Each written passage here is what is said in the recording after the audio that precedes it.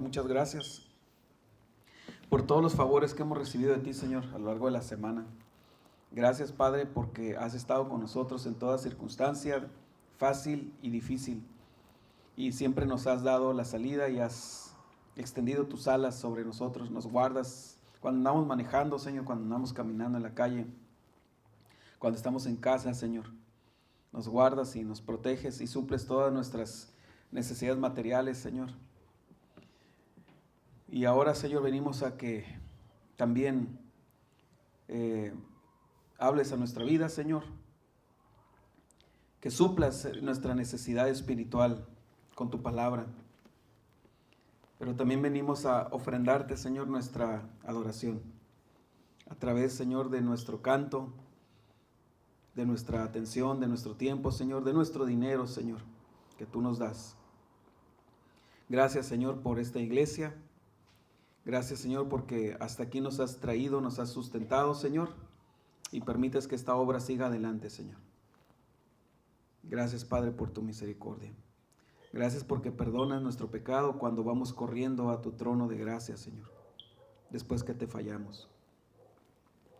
Gracias, Señor, porque con toda tu bondad, con toda tu poderío, eres un Dios personal que estás ahí en nuestro día a día, Señor. Ayúdanos, Señor, el día de hoy a escuchar y a que tu palabra nos transforme, nos redarguya, nos enseñe, nos instruya, nos traiga convicción. Que si hay alguien aquí, Señor, que no se ha arrepentido de su pecado, que si aquí hay alguien, Señor, que viene y escucha y no le resplandece, que este sea el día de la luz, el día en que vea tu rostro, Señor, en tu Hijo Jesucristo.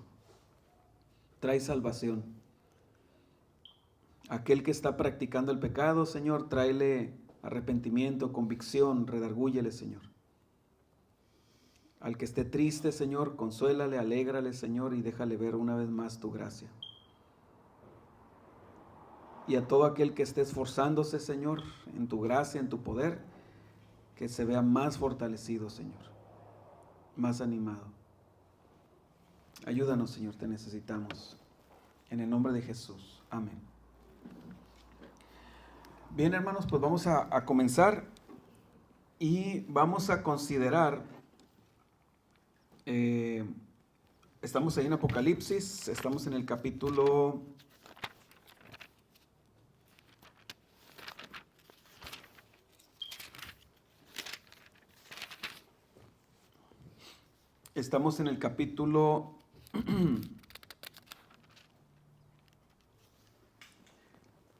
9. Estábamos terminando el capítulo 9.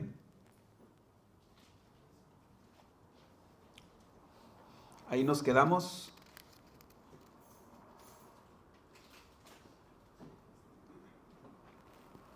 Apocalipsis capítulo 9. Vamos a leerlo todo de corrido. Solo para recordar, porque ya hace tiempo, hace más de un mes que vimos este pasaje. Apocalipsis capítulo 9, versículo 1 dice: El quinto ángel tocó la trompeta y vi una estrella que cayó del cielo a la tierra, y se le dio la llave del pozo del abismo.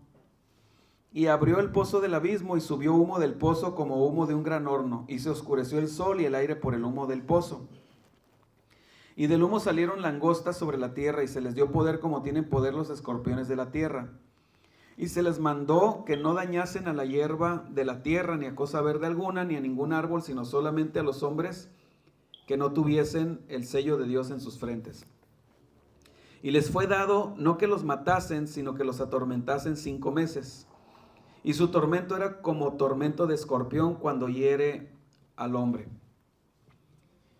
Bien, esta parte ya la comenté, solamente quiero recordarles algunos elementos importantes para entender qué es lo que estamos leyendo. Esto sucede durante la tribulación, evidentemente. En el versículo 1 dice: vi una estrella que cayó del cielo a la tierra, y a esta estrella se le da la llave del pozo del abismo. Ya explicábamos lo que es el abismo. Es un lugar de prisiones de oscuridad, prisiones donde hay demonios encerrados desde la caída, la primera caída, desde la rebelión de Satanás. Una cantidad de esos ángeles quedan sobre la atmósfera y otra cantidad son lanzados al abismo. Recuerden ahí en Lucas el relato del endemoniado gadareno que se llamaba, ¿se acuerdan cómo se llamaba? Legión. Le ruega la legión a Jesús, le dice: no nos mandes al abismo, permítenos ir a aquel hato de cerdos. Cuando dice que cae una estrella, dice: y vi una estrella que cayó del cielo a la tierra, se refiere a un ángel. Es un ángel. ¿Cómo sabemos que es un ángel? Bueno, aunque está usando un lenguaje metafórico, pero el lenguaje metafórico habla de realidades. Y en la Biblia a los ángeles se les llama estrellas. En algunas ocasiones se les menciona como estrellas. Además, tiene una llave. No tendría sentido que fuera una estrella literal con una llave. Es un ángel. Ahora, dice aquí que del humo, dice: y abrió el pozo del abismo, versículo 2, y subió humo del pozo como humo de un gran horno. Versículo 3, y del humo salieron langostas sobre la tierra. Y se les dio poder como tienen poder los escorpiones de la tierra. Entonces menciona langostas y menciona escorpiones. Vamos a ver. En el versículo 5 dice: y su tormento era como tormento de escorpión cuando hiere al hombre. Entonces está dejando claro que no son escorpiones, pero que su tormento es similar en dolor al dolor de una picadura de un escorpión.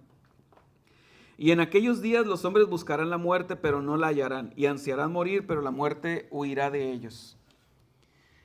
Este va a ser un tiempo de tal sufrimiento sobre la tierra que las personas van a tener una vida bastante miserable y ansiarán la muerte, dice, pero la muerte huirá de ellos. Y yo he leído varios comentarios, varias veces, donde dicen que va a haber personas que van a agarrar una pistola y se van a disparar, pero no les va a pasar nada, que dicen que se van a encajar un cuchillo y no les va a pasar nada. Bueno, no estoy seguro que eso sea lo que signifique, pero lo que sí dice es que ansiarán morir, pero la muerte huirá de ellos. La realidad, lo que sí sabemos, que es en base a lo que hay que decir, es que desearán morir, buscarán la muerte, pero de alguna forma Dios los tendrá preservados para este tiempo de sufrimiento. Y dice: el aspecto de las langostas era semejante a caballos. Entonces, ya aquí hay que dejar claro que no son langostas. Definitivamente no son langostas. Porque fíjense las palabras que está usando. Era semejante a caballos. Entonces, ¿eran caballos? No, sino que tenían el aspecto de caballos preparados para la guerra. ¿En qué sentido? En el sentido de su formación, en el sentido de su actitud. Sí, o sea, estos son cosas o entes que están listos para la guerra. En las cabezas tenían como coronas de oro, sus caras eran como caras humanas, tenían cabello como cabello de mujer, sus dientes eran como de leones, tenían corazas como corazas de hierro. Estoy resaltando la palabra como para dar a entender que, hermanos, que es parecido. Exactamente, que es parecido, ¿verdad? No es literal lo que está diciendo, es parecido. Y también aguijones, y en sus colas tenían poder para dañar a los hombres 5 meses. Y tienen por rey sobre ellos al ángel del abismo, cuyo nombre en hebreo es Abadón y en griego Apolión. ¿Qué significa? El destructor. Igual, ¿quién es este ángel? Bueno, lo único que sabemos es que es un ángel encargado de ese lugar, del abismo. Algunos dicen que es el mismo Satanás. No lo creo, yo no lo creo, porque si no hubiera dicho Satanás. La Biblia por todos lados, cuando se trata de Satanás, dice Satanás y dice diablo. Pero aquí está hablando de un ángel y dice que es el ángel del abismo. Entonces, probablemente este es un ángel que tiene autoridad aún ahí en el abismo, donde están encerrados. Porque siguen siendo huestes que tienen jerarquías, aun cuando estén encerrados. Y entonces el nombre de este ángel es el destructor. Abadón en griego, Abadón en hebreo y Apolión en griego. Dice, el primer ay pasó. ¿A qué se refiere el versículo 12? El primer ay pasó. Miren el versículo, retrocedan un capítulo, al capítulo 8, al versículo 13. Capítulo 8, versículo 13. Y miré y oí a un ángel volar por en medio del cielo diciendo a gran voz, y se lamenta 3 veces con un ay. Ay, ay, ay de los que moran en la tierra a causa de los otros toques de trompeta que están para sonar, los 3 ángeles. O sea, está avisando que las cosas van a empeorar en este punto de la historia humana. Y entonces, el primer ay pasó. ¿Y en qué consistió el primer ay? En el surgimiento de esta hueste de seres que salen del abismo. Entonces, bueno, yo la última vez que di la enseñanza, yo les dije, bueno, yo creo que lo que Juan está viendo son estos, muy probablemente estos helicópteros Apache. ¿De qué está hablando aquí? De un tiempo de tiranía, de una acción militar muy fuerte sobre la tierra. Ahora, pero Juan está diciendo que son espíritus que salen del abismo. No hay ningún problema con eso, ningún problema. Simplemente son seres demoníacos que de alguna forma influyen sobre la tierra y controlan y dominan una acción malvada de control de masas. De tal manera que, sí, hermano, adelante. Ahí estaría hablando que esos seres serían espirituales, no carnales.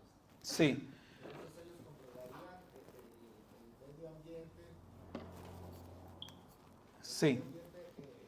Para influir, por ejemplo, en los ejércitos o en los Sí. gobiernos. Sí, exactamente.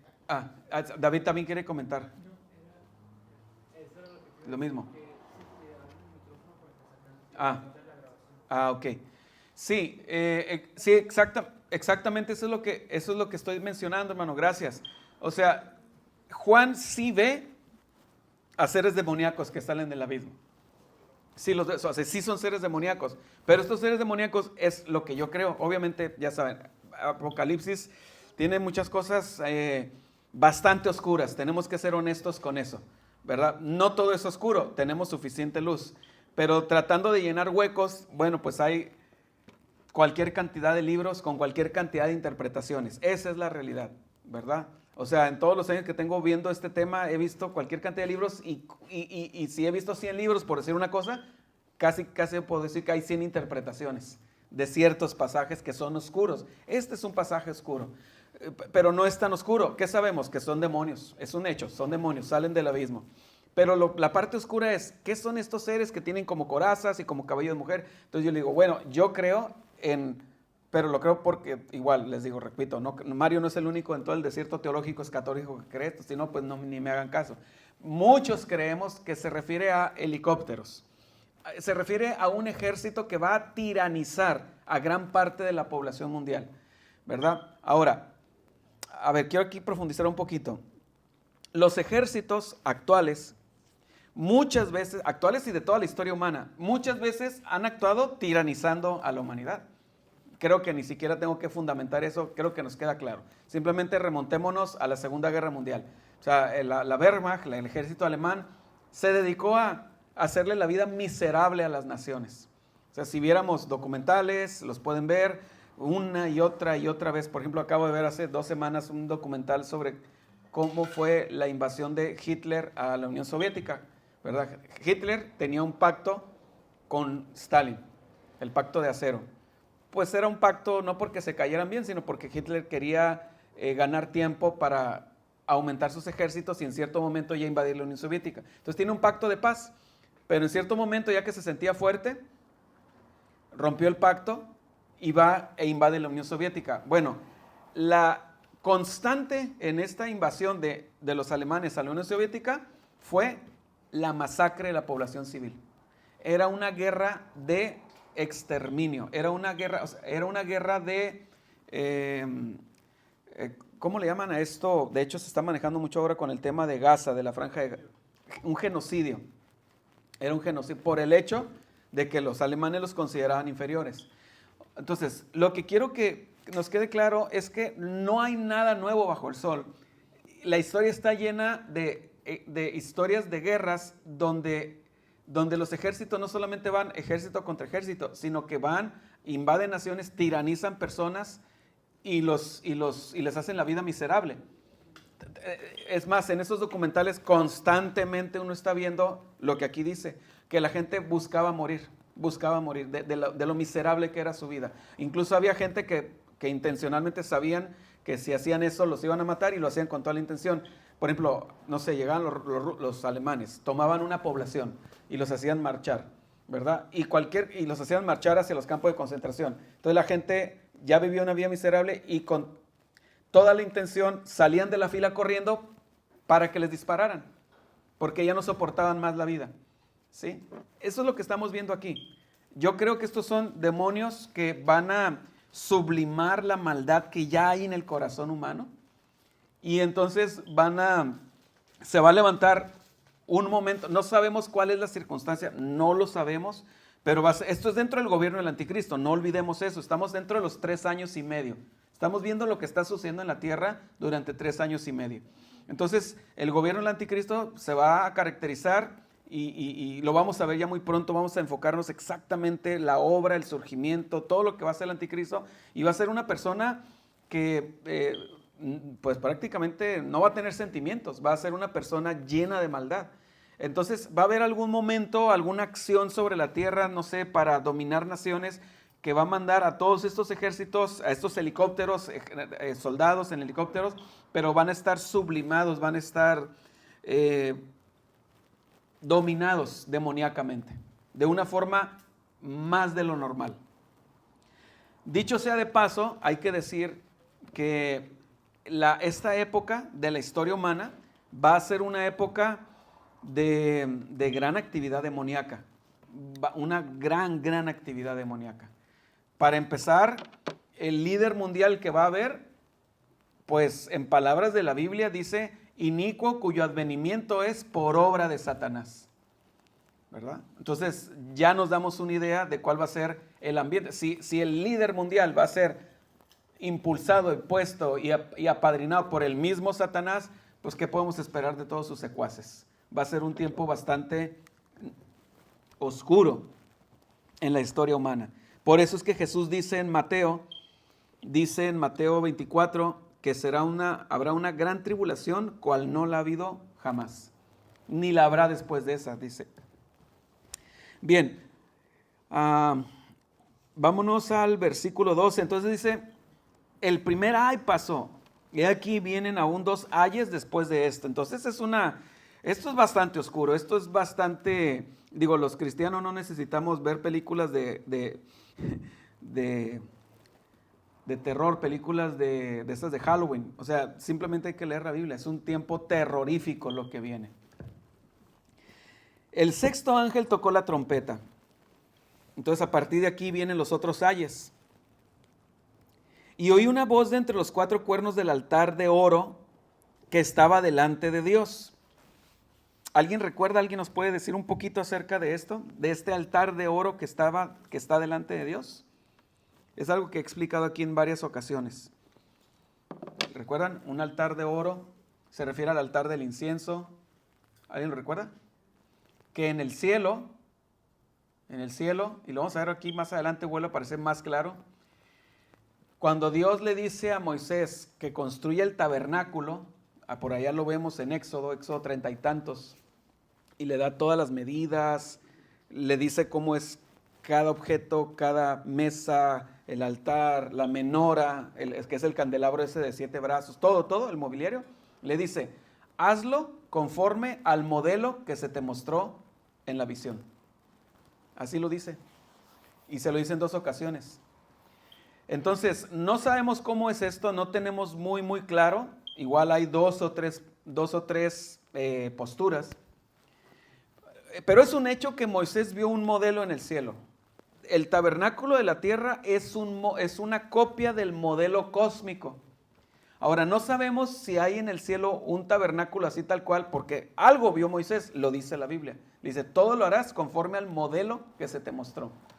Entonces, no sabemos si es un tabernáculo así en el cielo o, que es lo que yo creo, porque unos dicen que es un tabernáculo que como estaba en la tierra, era en el cielo pero glorioso, o la otra idea es esta, y esa es la que yo creo, que el tabernáculo de la tierra no es otra cosa más que la representación microscópica a nivel humano de el santuario celestial, del santuario celestial.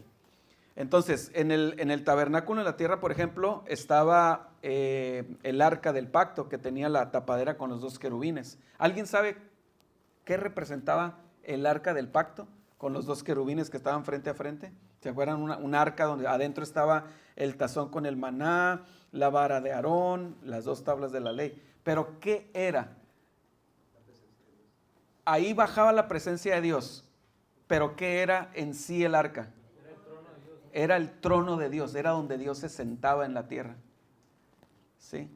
Entonces, si todo lo que está en la tierra era una representación microscópica de algo cósmico, entonces sabemos que en el cielo está el trono de Dios. Sí, solamente para darles un poquito más de contexto. En el tabernáculo en la tierra había 2 querubines en la tapadera del arca, pero también había otros 2 querubines antes de entrar al lugar santísimo. ¿Se acuerdan que había una cortina, el velo? Y de este lado del velo, dentro del lugar santo, acuérdense, lugar santo, lugar santísimo, y en medio una cortina. En el lugar santísimo el arca, en el lugar santo la mesa y el candelabro y el altar del incienso, que es el que está mencionando aquí. Pero a los lados del altar del incienso había otros 2 querubines gigantes, como de 4 metros de altura, y que tenían las alas así extendidas. Y entonces estaba un querubín aquí y otro querubín acá. Y tocaba con esta ala la pared de este lado del tabernáculo, y con esta ala tocaba este extremo de la otra ala del otro querubín. ¿Me explico? Se tocaban, ok.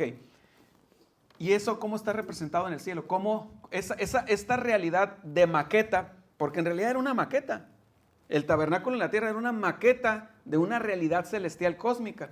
Ok, estos 2 querubines y los otros 2 querubines del arca del pacto, que son la maqueta, ¿cuál es la realidad celestial?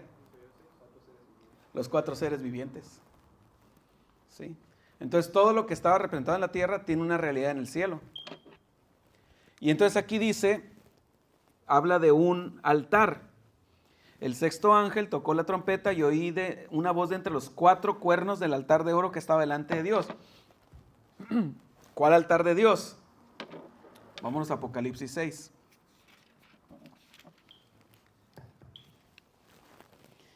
Apocalipsis 6, versículo 9. Cuando abrió el 5º sello, vi bajo el altar las almas de los que habían sido muertos por causa de la palabra de Dios y por el testimonio que tenían. Y clamaban a gran voz diciendo: ¿hasta cuándo, Señor santo y verdadero, no juzgas y vengas nuestra sangre en los que moran en la tierra? Y se les dieron vestiduras blancas y se les dijo que descansasen todavía un poco de tiempo hasta que se completara el número de sus consiervos y sus hermanos, que también habían de ser muertos como ellos. ¿Se dan cuenta que aquí aparece el altar? En Apocalipsis 6 dice: vi bajo el altar las almas de los que habían sido muertos por causa de la palabra de Dios y el testimonio que tenían. Y acá en Apocalipsis 9 dice: y oí una voz de entre los 4 cuernos del altar de oro que estaba delante de Dios. Entonces, volvemos a la maqueta en la tierra, el tabernáculo en el desierto. Entraba uno y estaba el lugar santo. Del lado izquierdo estaba la menora, o sea, el candelabro de 7 brazos. Del lado derecho estaba la mesa de los panes de la proposición, 12 panes sin levadura. Y uno avanzaba hacia la cortina, aquí estaba la cortina, y estaban los 2 querubines, esos gigantes que les mencioné, pero aquí abajo había un altar de incienso. Era una columna como de 1,5 metros. Y en cada esquina de esa columna, era una columna cuadrada. Imagínense una columna, así como estas, pero cuadrada, de 1,5 metros. Entonces, si es cuadrada, entonces tiene 4 esquinas, y en cada esquina tiene un cuerno. Era un cuerno, simplemente era un cuerno hecho de oro, ¿verdad? Eran unas puntas que salían, ¿sí? Y en ese altar, ¿qué había? Había carbones encendidos, y llegaba el sacerdote y tomaba incienso del incensario y lo echaba en el altar. Y entonces, no se les olvide que ese altar estaba quizá unos 30 o medio metro de separación del velo que separaba el lugar santo del lugar santísimo. Entonces echaba el incienso y el humo subía y traspasaba la cortina, porque la tela era porosa, la tela, el velo, ¿sí? Y entonces el incienso traspasaba la cortina y llegaba al trono de Dios. ¿Y qué representaba ese humo? ¿Han escuchado, han leído esto en la Biblia que dice, tus oraciones han subido delante de Dios en qué? Olor fragante. Entonces, ¿ese humo qué representaba? Las oraciones de Israel, que traspasaban el velo y Dios sentado en su trono en el arca, escuchaba las oraciones. Pero ahora, esta es la maqueta y en el cielo hay un altar. Si la Biblia lo dice, yo lo creo. ¿Sí? Entonces, hay un altar. ¿De qué tamaño será? No sé, ha de ser inmenso porque dice, vi bajo el altar, Apocalipsis 6, las almas de los que habían sido muertos por causa de la palabra de Dios y el testimonio que tenían. Y clamaban a gran voz. Entonces, estas almas son los que ya murieron durante la tribulación por causa de la palabra de Dios y el testimonio que tenían. Y seguramente los que han muerto desde Abel.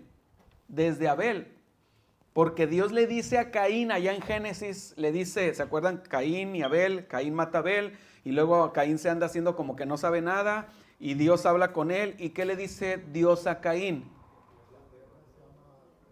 La sangre, a la voz de la sangre de tu hermano, clama a mí por venganza, está orando, pero eso es un simbolismo, ¿verdad? La sangre, no es la sangre, es Abel el que está clamando. ¿Y dónde está clamando, hermanos? Ahí lo vimos en Apocalipsis 6. Vi las almas de los que habían sido muertos por causa de la palabra de Dios y el testimonio que tenían. No tiene sentido que nomás sean los santos de la tribulación, los martirizados. Son los santos desde Adán y Eva. Están ahí clamando por venganza en este altar celestial. ¿Sí? Entonces, ya habiendo entendido más todo este tema del altar celestial, va de nuevo, versículo 13. El sexto ángel tocó la trompeta y oí una voz de entre los cuernos del altar de oro que estaba delante de Dios, diciendo al sexto ángel que tenía la trompeta: desata a los 4 ángeles que están atados junto al gran río Éufrates. ¿Verdad? Bueno, no sé cómo está en sus Biblias escrito Éufrates, en el mío está sin acento, ¿verdad? Si es sin acento, pues debería ser Eufrates, pero no sé, ¿tiene acento en sus Biblias la E? Sí, en la mía no, entonces la mía está defectuosa. Y fueron desatados los 4 ángeles que estaban preparados para la hora, día, mes y año, a fin de matar a la tercera parte de los hombres. Imagínense, la tercera parte de los hombres. Si ya con otra plaga que hubo antes, en el capítulo 6,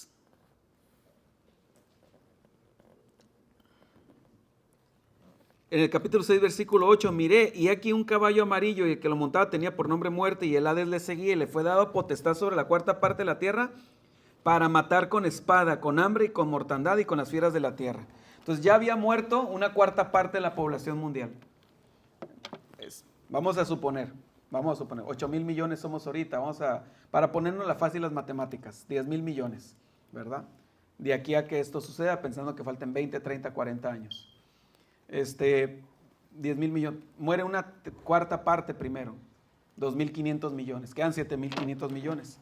De esos 7,500 millones ahora van a morir una tercera parte, otros 2,500 millones, ¿verdad? Ahora, ¿cómo va a suceder esto?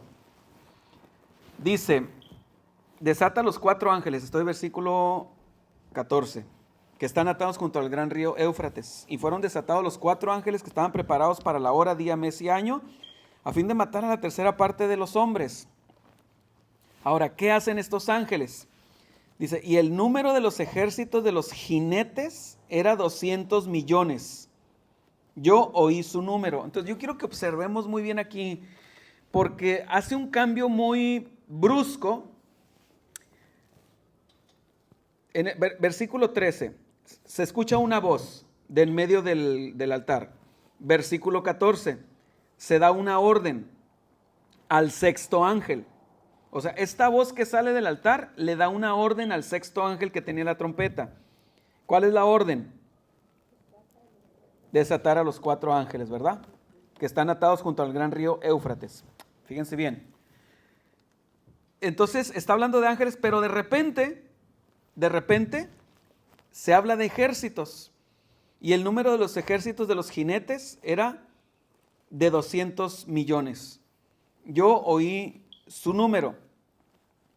Así vi en visión los caballos y a sus jinetes, los cuales tenían, va de nuevo, algo similar a lo que parecen ser helicópteros Apache, pero ahora parece que son cañones, tanques. Sí, dice, y las cabezas de los caballos eran como cabezas de leones, y de su boca salía fuego, humo y azufre. Bueno, fuego, humo y azufre, pues cualquiera sabe que es lo que sale en un disparo de un cañonazo. Por estas 3 plagas fue muerta la tercera parte de los hombres, por el fuego, el humo y el azufre que salían de su boca.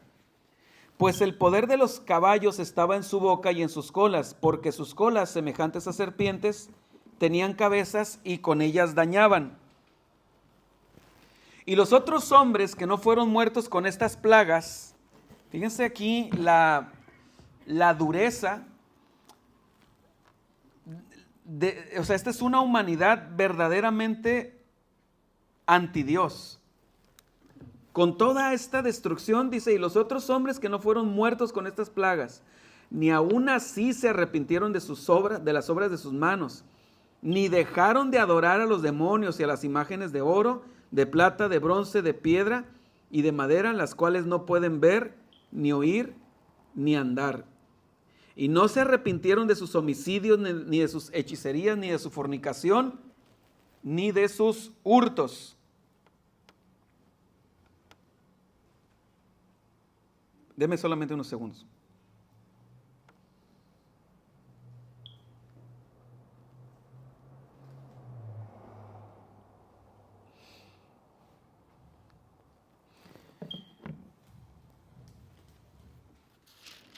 Miren, acompáñenme a Apocalipsis 16.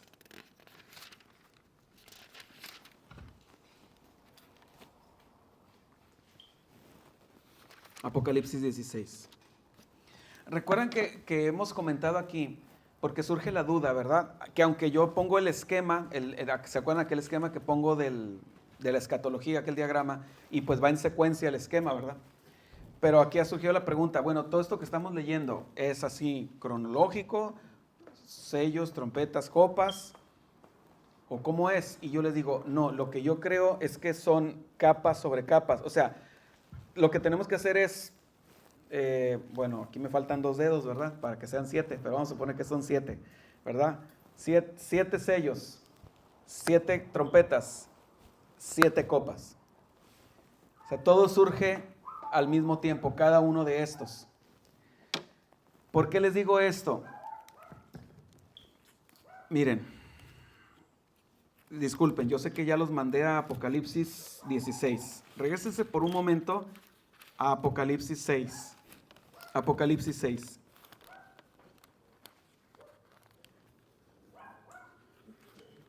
Apocalipsis 6.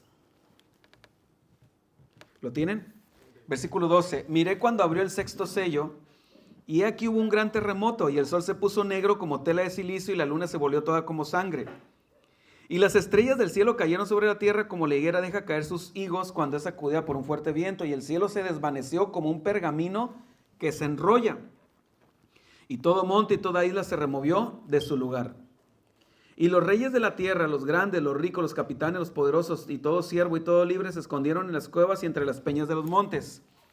Yo les decía en aquella ocasión y les mostré un video de una explosión nuclear, cómo el cielo, cuando hay una explosión nuclear, el cielo cede, porque se hace un vacío. Déjenme explicar, miren.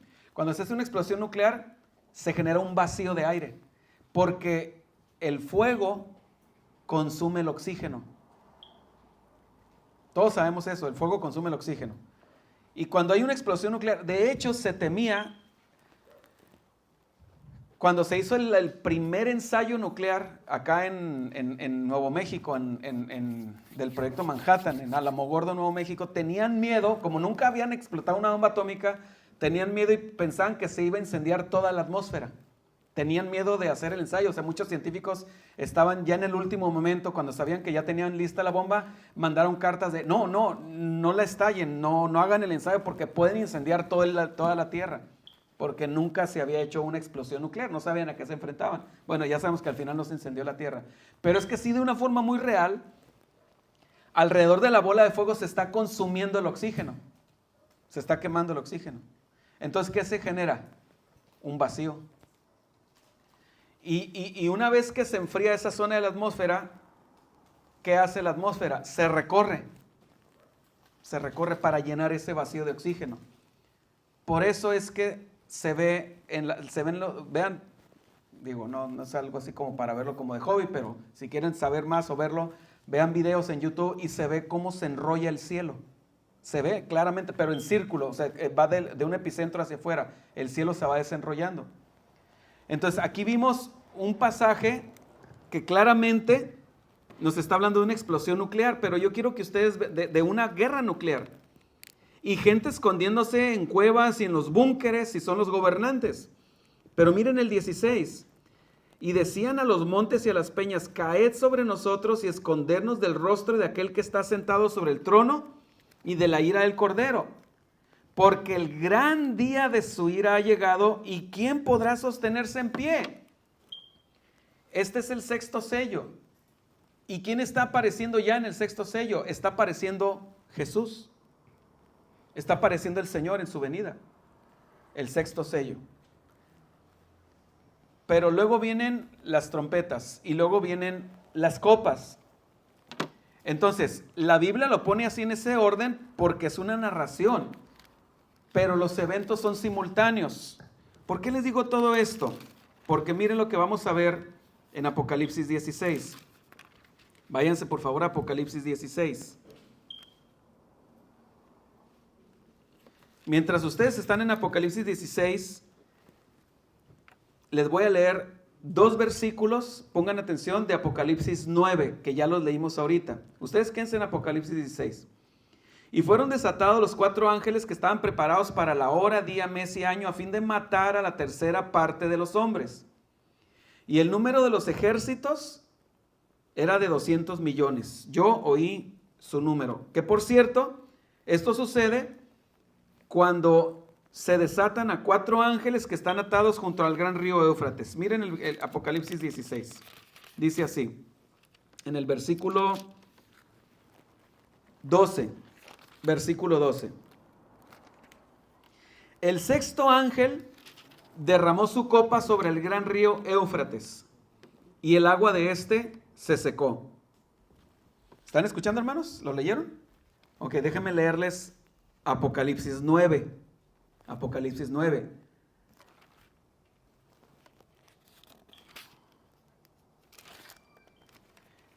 Dice, 9:14, diciendo al sexto ángel que tenía la trompeta, desata los 4 ángeles que están atados junto al gran río Éufrates. Miren, hermanos, voltéenme a ver a mí, por favor, creo que así va a quedar más claro. En Apocalipsis 9, la sexta trompeta consiste ¿de qué? De desatar a 4 ángeles que están junto al río Éufrates.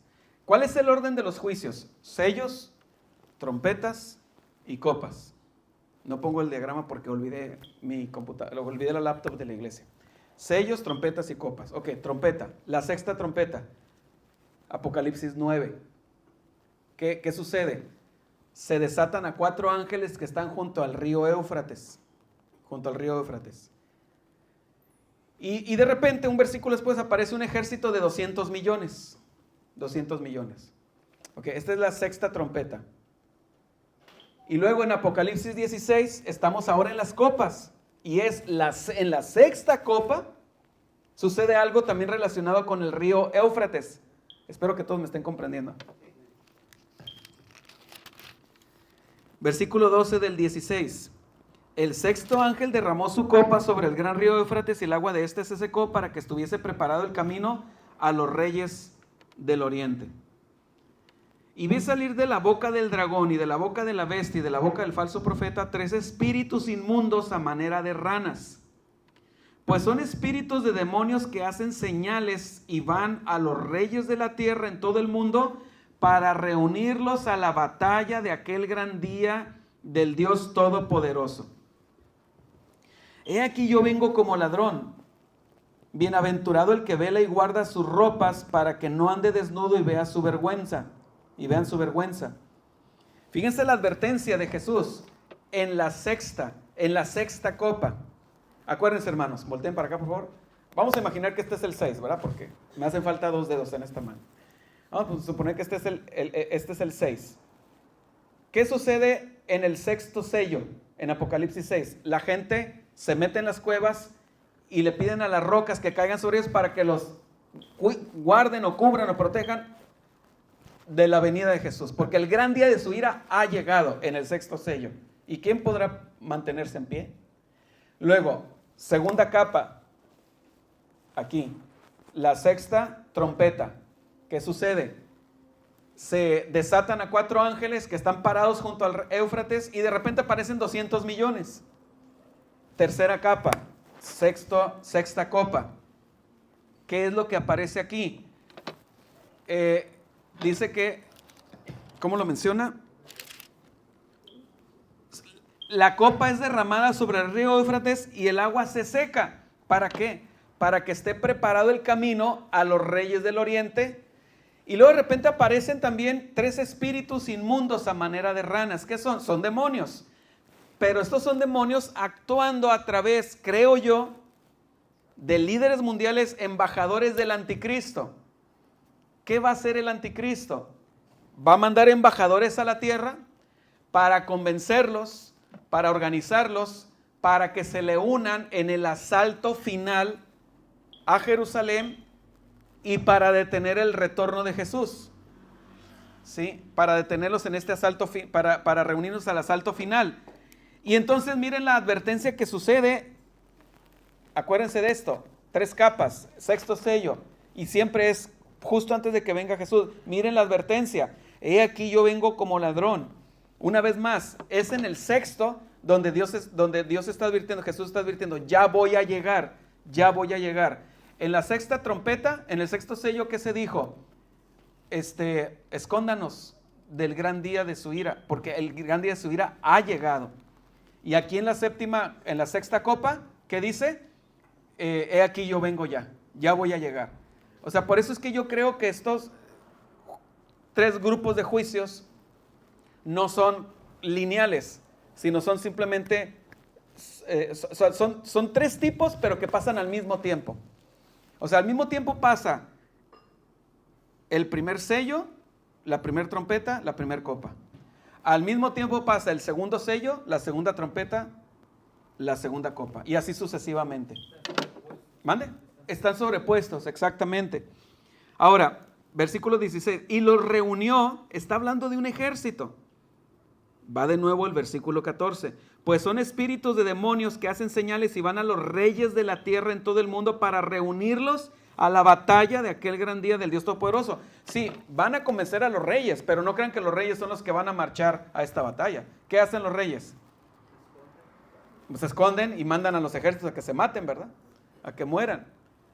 Y entonces dice en el versículo 14, 16, y los reunió en el lugar que en hebreo se llama Armagedón. Sí, Armagedón. Ok. Cuando yo estaba ya por el Antiguo Testamento, cuando yo estaba en la secundaria, ya hace muchos años, en aquella época yo coleccionaba una revista, ya tenía varios años coleccionando esta revista, muy interesante, se llama La Revista, seguramente la han escuchado ahí mencionar. La coleccioné como por varios años, yo creo que unos 25 años, cada mes la compraba, cada mes.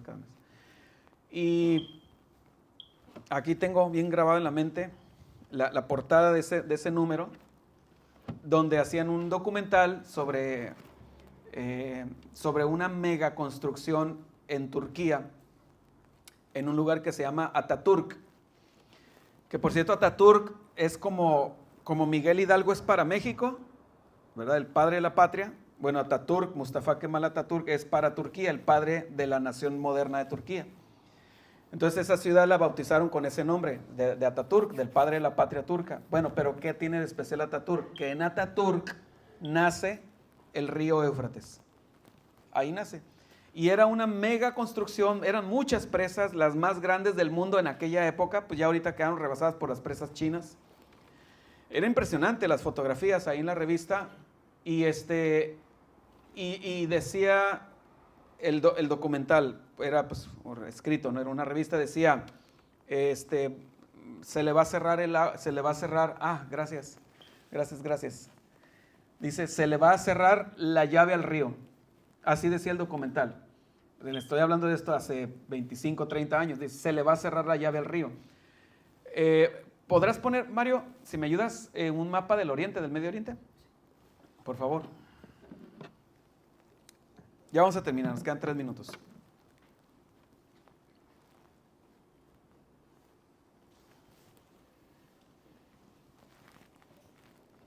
Bueno, mientras lo ponen. Ahí en Ataturk nace el río Éufrates. El río avanza por todo el sureste de Turquía y entra a Siria y después entra a Irak. Y en Irak se bifurca y sale otro afluente del río que se convierte en el río Tigris. Y entonces estos dos ríos rodean todo Irak y desembocan en el Golfo Pérsico en Kuwait, ¿verdad? Pero el río nace llamándose Éufrates. Y recuerdo muy bien recuerdo, pues me voy a salir de aquí del cuadro. ¿Quieres moverlo para acá, María? Gracias. Recuerdo bastante bien, por aquí nace el río.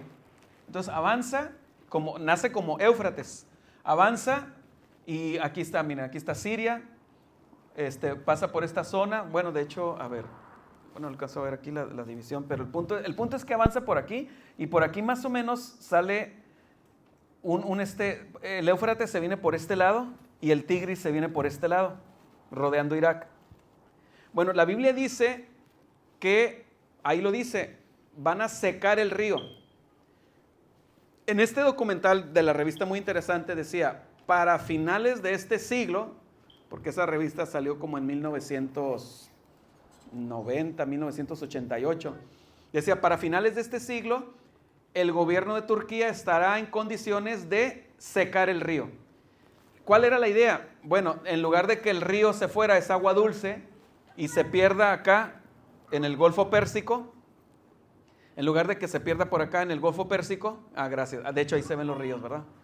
Este es el Éufrates y este es el Tigris, ahí está, Tigris, Éufrates. En lugar de que se pierda agua dulce, y esta es una zona árida, dice, pues mejor vamos a mandarla por tubería, y vamos a venderla y a repartirla para el riego de toda esta zona, lo que se conoce históricamente como Mesopotamia.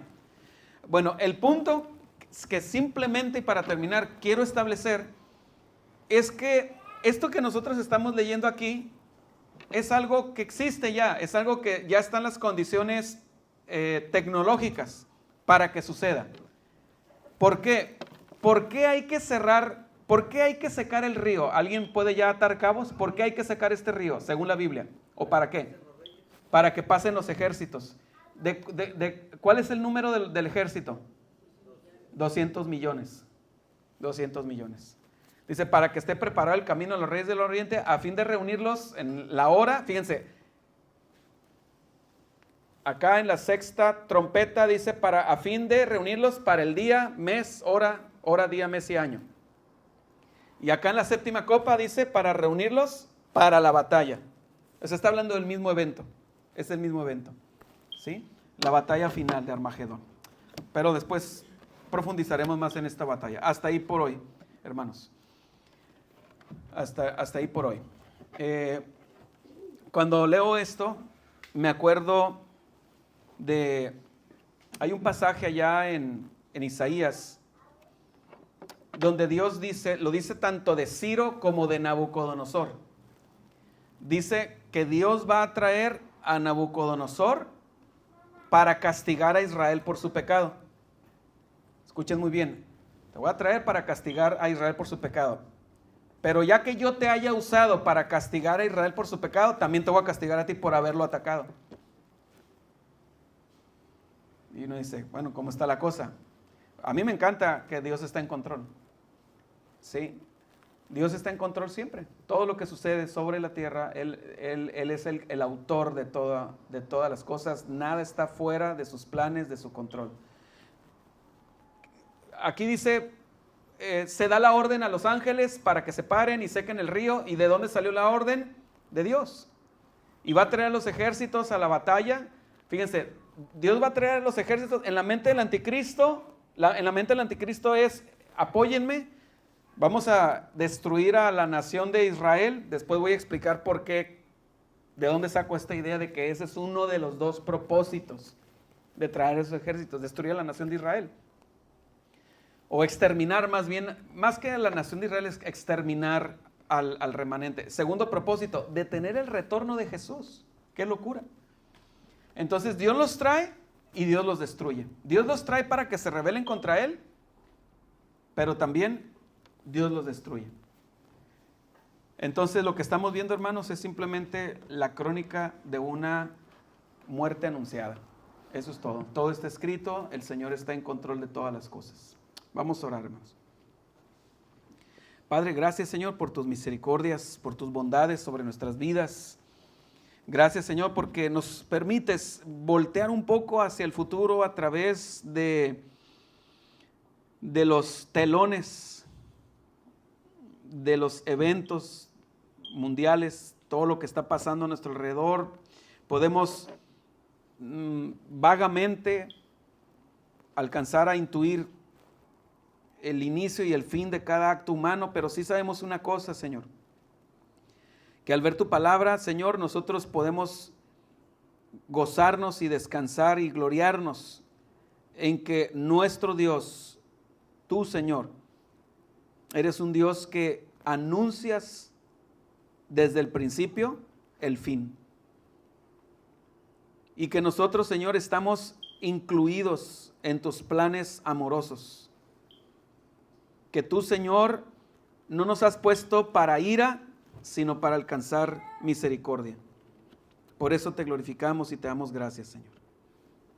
En nombre de Jesús, amén.